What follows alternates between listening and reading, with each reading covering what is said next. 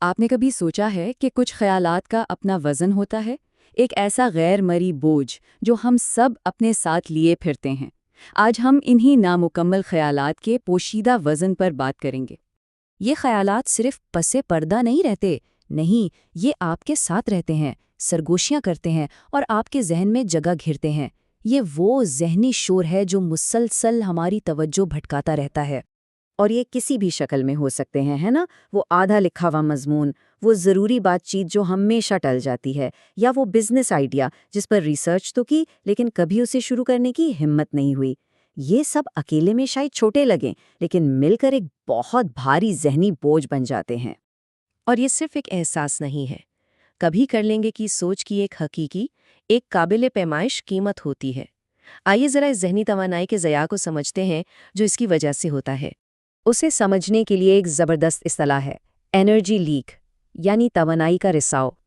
سوچیں ذرا، ہر نامکمل کام آپ کے دماغ میں ایک کھلے ہوئے براؤزر ٹیب کی طرح ہے، جو آپ کی ذہنی بیٹری کو آہستہ آہستہ ختم کرتا رہتا ہے، چاہے آپ اس پر براہ راست کام نہ بھی کر رہے ہوں۔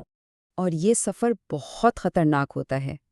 جو چیز بس ابھی کرتا ہوں کہ وعدے سے شروع ہوتی ہے، وہ کسی دن پر ٹل جاتی ہے اور آخرکار ایک مستقل خاموش دباؤ بن جاتی ہے جو ہماری کارکردگی کو کھا جاتا ہے۔ تو سوال یہ ہے کہ ہم چیزوں کو ادھورا چھوڑتے ہی کیوں ہیں؟ اس کی جڑ کو سمجھنا بہت ضروری ہے۔ دیکھیں، مسئلہ قابلیت کا نہیں ہے، بلکہ ٹال مٹول کی ایک عادت کا ہے جو اکثر ہمارے اندر چھپی ہوتی ہے۔ اس ٹال مٹول کی جڑ میں عموماً 3 بڑی وجوہات ہوتی ہیں۔ پہلی ہے پرفیکشنزم، یعنی جب تک کوئی چیز بے عیب نہ ہو اسے مکمل نہ کرنے کی خواہش۔ دوسری، تنقید کا خوف، کیونکہ کسی کام کو مکمل کرنے کا مطلب ہے اسے دنیا کے سامنے لانا۔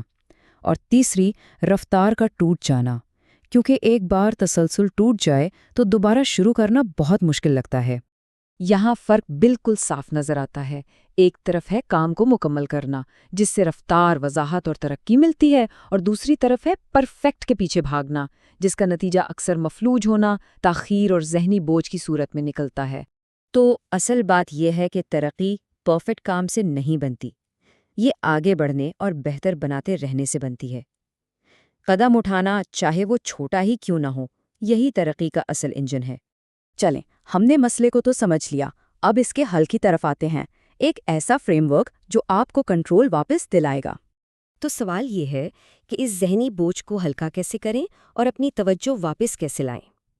اب سوچ کو مسئلے سے ہٹا کر اس کے حل کی طرف لے جانے کا وقت ہے۔ اس فریم ورک میں 5 بالکل واضح قابل عمل اقدامات ہیں۔ پہلا قدم، اپنے تمام ادھورے خیالات کی ایک لسٹ بنائیں۔ دوسرا، ہر ایک کو کیٹیگرائز کریں۔ تیسرا، چھوٹے چھوٹے اہداف اور ڈیڈ لائن سیٹ کریں۔ چوتھا، کسی ایک کام کا سب کے سامنے عہد کریں۔ اور پانچواں، کام مکمل ہونے پر اس کامیابی کو منائیں۔ اور یہاں ایک بہت بہت اہم نقطہ ہے، کبھی کبھی کسی چیز کو مکمل کرنے کا بہترین طریقہ اسے چھوڑ دینا ہوتا ہے۔ یہ فیصلہ کرنا کہ اب مجھے یہ کام نہیں کرنا، اپنے آپ میں تکمیل کی ایک بہت طاقتور شکل ہے۔ یہ آپ کو بوجھ سے آزاد کرتی ہے۔ اچھا، اب اس گفتگو کو صرف ذاتی کارکردگی سے آگے لے کر چلتے ہیں، لیڈرشپ اور دوسروں پر اس کے اثرات کی طرف، کیونکہ یہ صرف آپ کے بارے میں نہیں ہے۔ یہ بات بہت گہری ہے۔ سب سے زیادہ مؤثر لوگ صرف کام کرنے والے نہیں ہوتے، وہ بوجھ سے آزاد ہوتے ہیں۔ ذہنی سکون اور وضاحت ہی ایک بااثر لیڈر کی اصل پہچان ہے۔ جب آپ کا اپنا ذہن صاف ہوتا ہے، بوجھ سے آزاد ہوتا ہے، تبھی تو آپ دوسروں کی رہنمائی کے لیے جگہ بنا پاتے ہیں۔ آپ کی ذاتی وضاحت ہی اجتماعی ترقی کی بنیاد رکھتی ہے۔ دیکھیں، جب آپ اپنے کام مکمل کرتے ہیں تو آپ اصل میں خود پر اعتماد قائم کر رہے ہوتے ہیں، اور یہی خود اعتمادی دوسروں کو متاثر کرنے اور ان کی رہنمائی کرنے کی بنیاد بنتی ہے۔ تو اس ساری بات کا خلاصہ کیا ہے؟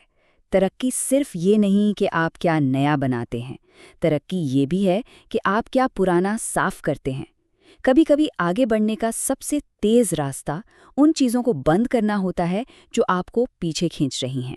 یاد رکھیں، ترقی کا مطلب صرف یہ نہیں کہ آپ خود کتنی دور گئے، ترقی کا مطلب یہ ہے کہ آپ اپنے ساتھ کتنوں کو لے کر گئے۔ تو میرا آپ سے سوال یہ ہے، آج آپ کس کی کامیابی کا ذریعہ بن رہے ہیں؟